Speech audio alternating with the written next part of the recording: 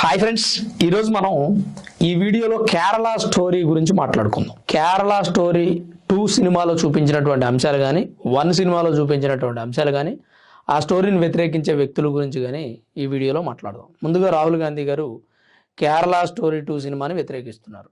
ఎందుకంటే కేరళ యొక్క గౌరవం దెబ్బతింటుంది కేరళ స్టోరీ అనే పేరు పెట్టడం వల్ల. లవ్ జిహాద్ జరిగిందా లేదా అనే విషయం ఎవ్వరూ పట్టించుకోవట్లేదు. కేరళకు అవమానం జరుగుతుందనే అంశాన్ని పట్టించుకుంటున్నారు.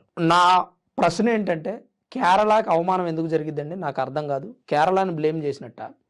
కేరళలో ఉన్నటువంటి మహిళలు అన్యాయం అయిపోయారు, ఐఎస్ఐఎస్కి దాసోహం అయిపోయారు, అక్కడ ఇబ్బందులు పడుతున్నారు, లవ్ జిహాద్కి బానిస అయ్యారు అని చెబితే కేరళ గౌరవం తగ్గుతుందా? మీరు నాకు కామెంట్ చేసి చెప్పండి ఈ విషయాన్ని. ఆంధ్రప్రదేశ్లో ఉన్నటువంటి కొంతమంది వ్యక్తులు ఉగ్రవాదుల చేత చంపబడ్డారు లేదా పెహల్గామ్ అటాక్లో చనిపోయారు అని అనుకుందాం. అది ఆంధ్రప్రదేశ్కి అవమానమా? నాకు తెలియక అడుగుతున్నా అంతే. మీ అభిప్రాయాన్ని కామెంట్ చేయండి. ఇక్కడ కేరళకి అవమానం జరిగిందని నేను అనుకోవడం లేదు. ఎందుకంటే కేరళలో లవ్ జిహాద్ చేయబడినటువంటి అమ్మాయిల గురించి ఆ సినిమా కథ జరిగింది. బహుశా 32,000 మంది అమ్మాయిలు మతం మారకపోవచ్చు, కానీ కొంతమంది అయితే మారారు కదా. కొంతమంది ఆఫ్ఘనిస్తాన్లో ఇబ్బందులు పడ్డారు కదా, సిరియా వెళ్ళారు కదా, దుబాయ్ వెళ్ళారు కదా. వాళ్ళ రియల్ స్టోరీస్ కదా.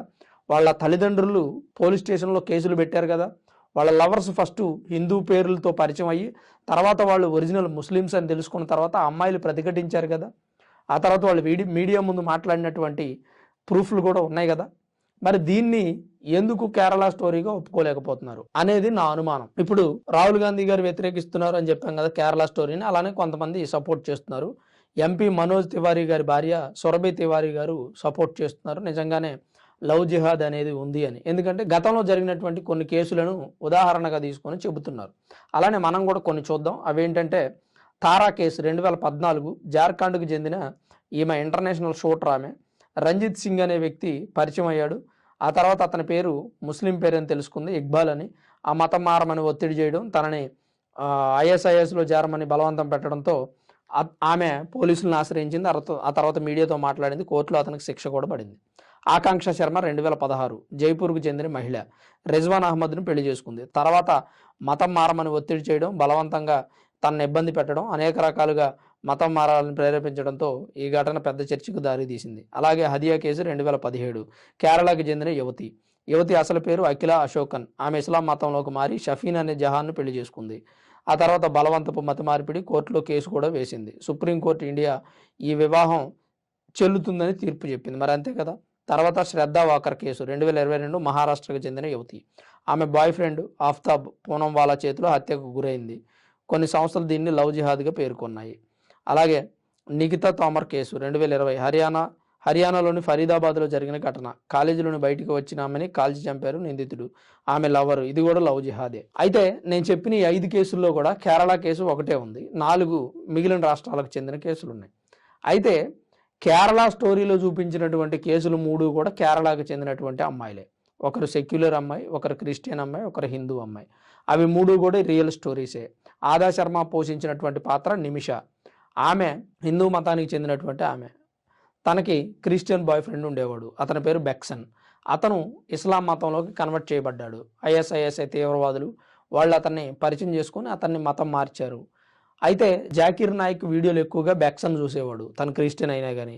అతని తీవ్రవాద ఆలోచనలు బెక్సన్కు నచ్చాయి. అలా తీవ్రవాదులతో పరిచయాలు పెంచుకున్నాడు. నిమిషాన్ని కూడా ఐఎస్ఐఎస్లోకి లాగాడు. ఆ తర్వాత దుబాయ్ వెళ్ళాడు, సిరియా వెళ్ళారు ఇద్దరు కలిసి. తనకు పాప పుట్టింది. ఆ తర్వాత బెక్సన్ పనిచేస్తున్నటువంటి తీవ్రవాద దళాల మీద అమెరికా మిలిటరీ దాడి చేసింది. బెక్సన్ అలాగే చాలామంది తీవ్రవాదులు చనిపోయారు.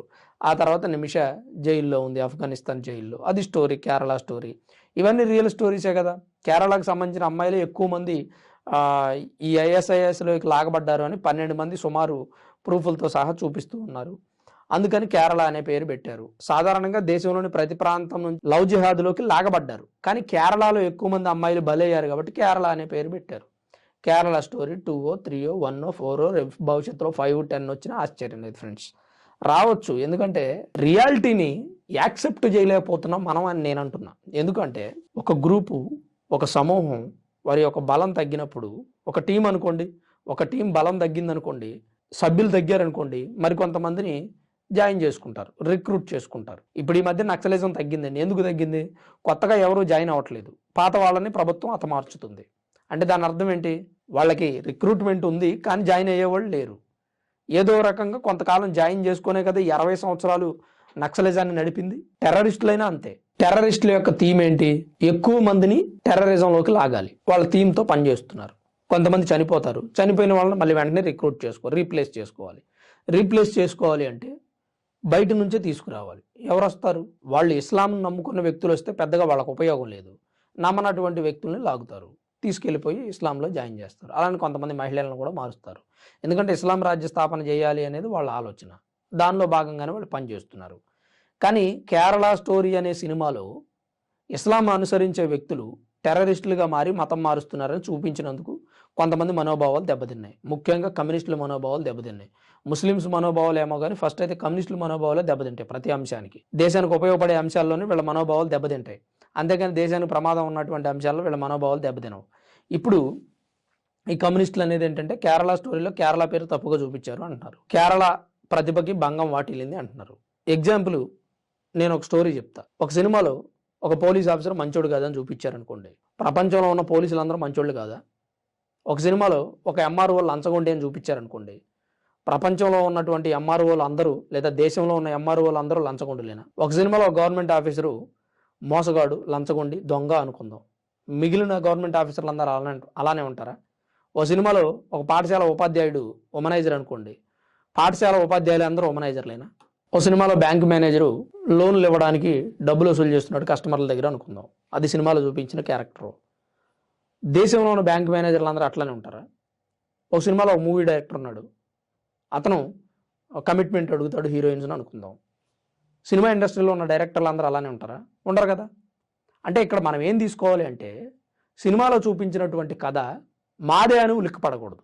ఫస్ట్ ఆఫ్ ఆల్ ఏ వ్యక్తి అయినా కానీ, ఇప్పుడు సినిమాలో కమిట్మెంట్ అడిగిన డైరెక్టర్ ఉన్నాడు అనుకోండి, మిగిలిన డైరెక్టర్లు అందరూ నా గురించే తీశారు మీరు ఈ స్టోరీ అని ఆ సినిమా మీద మేము చర్య తీసుకుంటామంటే ఎంత దరిద్రంగా ఉంటుంది. ఆలోచించండి, నేను చెప్పింది ప్రాక్టికల్గా. ఒక సినిమాలో బ్యాంక్ మేనేజరు మంచోడు కదని చూపించారు. దేశంలోని బ్యాంక్ మేనేజర్లు అందరూ రోడ్డు ఎక్కి బ్యానర్లు పట్టుకొని బ్యాంక్ మేనేజర్ గురించి తప్పుగా చూపించారు, మేము ఒప్పుకోవట్లేదు, ఖండిస్తున్నాం ఈ సినిమాని అని చెప్పి ధర్నా చేశారనుకోండి, ఎంత దరిద్రంగా ఉంటుంది. ప్రాక్టికల్గా ఆలోచించండి నేను చెప్పేది. ఓ సినిమాలో పోలీస్ ఆఫీసర్ డిఎస్పీ మంచోడు కాదని చూపించారండి.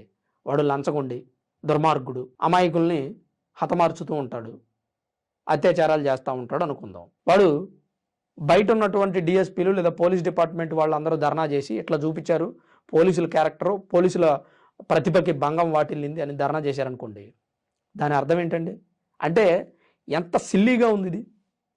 ఇప్పుడు ఏమంటారంటే ముస్లిమ్స్కి వ్యతిరేకంగా తీయబడినటువంటి సినిమా అంట, దాన్ని ఆపాలి అని సుప్రీంకోర్టుకు వెళ్ళారు. ముస్లిమ్స్కి వ్యతిరేకంగా తీయబడిన సినిమా అని ఎందుకు అనుకుంటున్నారు?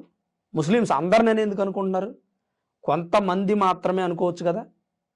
ఇప్పుడు నేను చెప్పినట్టు ఒక బ్యాంక్ మేనేజర్ తప్పు చేస్తే దేశంలో ఉన్న అందరు తప్పు చేసినట్టు కాదు. ఒక ముస్లిం టెర్రరిస్ట్ అయితే ముస్లిమ్స్ అందరూ టెర్రరిస్టులు కాదు, అది కూడా గుర్తుపెట్టుకోండి. ఈ సినిమా గురించి ఉలిక్కిపడే ప్రతి వ్యక్తి గుండె మీద చేసుకొని చెక్ చేసుకోవాలి. అసలు ఈ సినిమాలో చూపించిన క్యారెక్టర్ మంద కాదు, మనకేంటి భయం? మంద కానప్పుడు మనం ఎందుకు ఉలిక్కిపడాలి అనేది ప్రతి ముస్లిం తెలుసుకోవాలి. అలానే ఈ సినిమా వలన దేశంలో మనోభావాలు దెబ్బతింటున్నాయి, మత విశ్వాసాలు దెబ్బతింటున్నాయి, మత ఘర్షణలు జరుగుతున్నాయి అనే అభిప్రాయపడే వ్యక్తులు కూడా చెక్ చేసుకోవాల్సిన అవసరం ఉంది. ఈ సినిమాలో ఎవరిని కూడా తప్పు పట్టలేదండి. ఎవడైతే తప్పు చేశాడో, ఎవడైతే టెర్రరిస్టులను ఎంకరేజ్ చేస్తున్నాడో, ఎవరైతే టెర్రరిజాన్ని కోరుకుంటున్నారో, హింసని ప్రేరేపిస్తున్నారో ఆ వ్యక్తులు మాత్రమే భయపడాలి. మిగిలిన వాళ్ళకి ఎందుకంటే భయం? ఇప్పుడు ఒక సినిమాలో జర్నలిస్ట్ మంచోడు కాదండి. ఎగ్జాంపుల్ పోకిరి సినిమాలో బండ్ల గణేష్ గారు ఒక క్యారెక్టర్ చేశాడు. నేను ఆల్రెడీ ప్రీవియస్ వీడియోస్లో చెప్పాను. చిచ్చి ఇలాంటి న్యూస్ ఎవడైనా వేస్తాడా? ఎవ్వడేడు, కానీ మేము వేస్తాం అని అతను విలేకరి ఆ న్యూస్ తన ఛానల్లో ప్లే చేస్తాడు. ఇప్పుడేంటి, విలేకరి మంచోడు కాదు, న్యూస్ ఛానల్స్ అన్ని దరిద్రంగా ఉంటాయి అని చెప్పి పోకిరి సినిమాలో చూపించారు. మరి నాలాంటి జర్నలిస్ట్ ఒకడో పోకిరి సినిమా ఎందుకు తీశారు అట్లా, నేను పోకిరి డైరెక్టర్ మీద ప్రొడ్యూసర్ మీద కేసేస్తా, జర్నలిస్టులు మంచోళ్ళు కాదని చూపించారు అంటే అది ఎంత అంటే మనం ఎంత దిగజారిపోయినట్టు, అలా ప్రవర్తిస్తే మనం ఎంత దిగజారినట్టు. ఈరోజు కొంతమంది ముస్లిమ్స్ టెర్రరిజంలో చేరి టెర్రరిస్టులుగా మారి ప్రజల్ని హతమార్చాలని చూస్తున్నారు, ఇస్లామిక్ రాజ్యస్థాపన చేయాలని చూస్తున్నారు. ఆడవాళ్ళనేమో లవ్ జిహాద్ అనే పేరుతో, హిందువులనేమో ఫుడ్ జిహాద్ అనే పేరుతో లొంగ తీసుకోవాలని హతమార్చాలని చూస్తున్నారు. అన్నంత మాత్రాన దేశంలో ఉన్న ముస్లిమ్స్ అందరూ స్పందించాల్సిన అవసరం లేదండి. మమ్మల్ని అంటున్నారు అని బాధపడాల్సిన అవసరం లేదు, భుజాలు తడుముకోవాల్సిన అవసరం లేదనేది నా అభిప్రాయం. ఎందుకంటే టెర్రరిస్టుల గురించే చూపించింది. మీకు నేను చెప్పాలనుకున్న అంశం అర్థమైందని నేను అభిప్రాయపడుతున్నా. టెర్రరిస్టుల గురించి చూపిస్తే మనం ఎందుకు బాధపడాలి, మనం ఎందుకు కంగారు పడాలి? అలానే కేరళలో అన్యాయం అయిపోయినటువంటి అమ్మాయిల గురించి చూపించడానికి కేరళ స్టోరీ అని పెట్టారు. దేశవ్యాప్తంగా ఎక్కువ మంది అమ్మాయిలు కేరళలోనే సమస్యలు ఎదుర్కొన్నారు కాబట్టి లవ్ జిహాద్ వలన, అందుకు కేరళ అని పెట్టారు. ఒకవేళ ఆంధ్రప్రదేశ్, తెలంగాణ, కర్ణాటక, అస్సాము, బీహార్ అయితే ఆ పేర్లు పెట్టేవాళ్ళు. ప్రభుత్వ లెక్కల ప్రకారం, అధికారిక లెక్కల ప్రకారం కేరళలో ఎక్కువ కేసులు నమోదయ్యాయి, లవ్ జిహాద్ కేసులు. అందుకని కేరళ స్టోరీ అని పెట్టారు. సో ఈ సినిమాని ఆపటం సుప్రీంకోర్టు వల్ల కూడా కాలేదు. ఎందుకంటే ఎక్కడా కూడా ఫలానా వ్యక్తి అని చూపించే పరిస్థితి లేదు. దేశంలో జరిగింది లేదా ఒక మూలన జరిగింది, వాస్తవిక కథల ఆధారంగా సినిమాను రూపొందించాం కాబట్టి తప్పు పట్టాల్సిన అవసరం లేదు. సుప్రీంకోర్టు కూడా ఈ సినిమాను ఆపలేదు. ఎందుకు అంటే ఒక వ్యక్తిని టార్గెట్ చేయట్లేదండి, లేదా ఒక వర్గాన్ని టార్గెట్ చేయట్లా, ఒక వర్గంలో ఉన్నారు అని చెప్తున్నారు. కొన్ని సినిమాల్లో హిందువులు దుర్మార్గులు, కొన్ని సినిమాల దాకా ఎందుకండి, బెదుర్లంక సినిమా చూసాం మనం. అందులో ఒక పూజారి శ్రీకాంత్ అయ్యర్ చేశారు క్యారెక్టరు, ఒక చర్చి పాస్టర్ క్యారెక్టర్ ఏమో ఆటో రాంప్రసాద్ చేశాడు. ఆటో రాంప్రసాద్ చర్చి పాస్టర్ అవతారం ఎత్తి మోసం చేస్తాడు. పూజారి క్యారెక్టర్ ఏమో శ్రీకాంత్ అయ్యర్ వేశాడు, హిందువుల్ని మోసం చేస్తాడు. అంటే ఇప్పుడు హిందువులంతా ఆ సినిమా ఎందుకు తీశారని అడ్డుకోవాలా? పూజారులు అందరూ చెడ్డోళ్ళు కాదు కదా, ఎక్కడో ఒకడు ఉంటాడు, వాడి గురించి చెప్పాడు. చర్చి పాస్టర్లు అందరూ ఇప్పుడు అడ్డుకోవాలి ఆ సినిమాని, లేదా ఆ సినిమా ఎందుకు తీశారని ఇప్పుడు అలా ప్రొడ్యూసర్ మీద, డైరెక్టర్ మీద కేసు వేయాలా? కాదండి. అంటే దాని ఉద్దేశం ఏంటంటే అలాంటి వ్యక్తులు కూడా ఉన్నారు అని చూపించడమే సినిమా యొక్క ముఖ్య ఉద్దేశం. అలానే ఇప్పుడు టెర్రరిస్టుల్లో కూడా ఎలాంటి వ్యక్తులు ఉన్నారు, లవ్ జిహాద్ అనే ఒక పార్ట్ ఉంది. వాళ్ళ యొక్క విభాగాలు అనేక రకాలు ఉంటాయి, అనేక రకాల వింగ్స్ ఉంటాయి వాళ్ళకి. అందులో లవ్ జిహాద్ అనేది ఒక వింగ్. ఆ వింగ్ని ఎక్స్ప్లెయిన్ చేయడానికి డైరెక్టర్ ప్రయత్నం చేశాడు. దాన్ని మనం ఒక గుణపాఠంగా చూడాలి తప్ప తప్పు పట్టకూడదు అనేది నా అభిప్రాయం. లవ్ జిహాద్ ఉందనుకోండి, ఆ లవ్ జిహాద్కి బలైనటువంటి అమ్మాయిలు ఈ స్టోరీని చూసుకుంటారు. ఆ లవ్ జిహాద్ చేసేటువంటి వెధవలు ఎవడైతే ఉన్నారో వాళ్ళకి కాస్త భయం వేస్తుంది. అదే ఆ సినిమా చూసి ఓహో జరిగే ఉంటుందేమో, అందుకే డైరెక్టర్ తీసాడులే మనకెందుకులే అని అనుకునే వ్యక్తులు నాకు తెలిసి ఉన్నతమైనటువంటి వ్యక్తులు, జ్ఞానం కలిగినటువంటి వ్యక్తులు కాదు. ఎందుకు తీశారు ఈ సినిమా, మా మనోభావాలు దెబ్బతిన్నాయి అనేటువంటి వ్యక్తులంతా మూర్ఖులు మరొకళ్ళు లేదనేది నా అభిప్రాయం.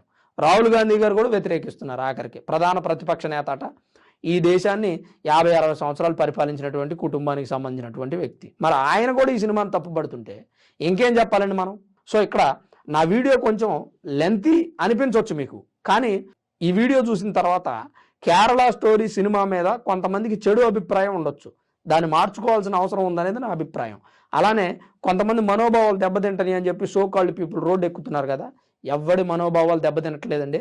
రేపొద్దున ఒక సినిమాలో జర్నలిస్ట్ దొంగ, దుర్మార్గుడు, డబ్బులు తీసుకుంటాడని చూపించినా నేను ఫీల్ అవ్వకూడదు. ఎందుకంటే అలాంటి జర్నలిస్టులు సమాజంలో ఉన్నారేమో అని నేను అగ్రీ అవ్వాలి అనేది నా అభిప్రాయం. అట్లనే ఒక ముస్లిం యువకుడు టెర్రరిజంలోకి వెళ్ళాడు అని చూపించినా ముస్లిమ్స్ ఎవ్వరు ఫీల్ అవ్వకూడదు. ఎందుకంటే అలాంటి వాళ్ళు కూడా ఉన్నారని చూపించడమే డైరెక్టర్ ముఖ్య ఉద్దేశం. కమ్యూనిస్టులు ఎందుకు ఫీల్ అవుతున్నాడో నాకైతే అర్థం కావట్లా. కేరళ స్టోరీ సినిమాను ఆపాలని ప్రయత్నం చేశారు, అది మాత్రం ఆగలేదు, రిలీజ్ అయిపోయింది, ఓటీటీలో కూడా వచ్చేస్తుంది. మరి అసలు ఓవరాల్గా ఈ వీడియో మీద మీ అభిప్రాయం ఏంటి? కేరళ స్టోరీ సినిమా ఆపకపోవడం మీద మీ అభిప్రాయం ఏంటి? నిజంగా కేరళ స్టోరీ సినిమా గురించి మీరేమనుకుంటున్నారు? తప్పకుండా కామెంట్ రూపంలో రాయండి ఫ్రెండ్స్. అలానే కొత్త వాళ్ళు ఎవరైనా మన వీడియోని ఇప్పుడే చూస్తున్నట్టయితే దయచేసి మన ఛానల్ని సబ్స్క్రైబ్ చేసుకోండి. మనం చేసే వీడియోస్ ఎలా ఉన్నాయి, మీకు ఎలా అనిపించింది, రెగ్యులర్గా చూడొచ్చు అంటారా లేదా అనేది కూడా మీ ఫ్రెండ్స్కి సజెషన్ ఇవ్వండి. Anyway, thanks for watching this video. This is Ram signing off, Sunrun Studios.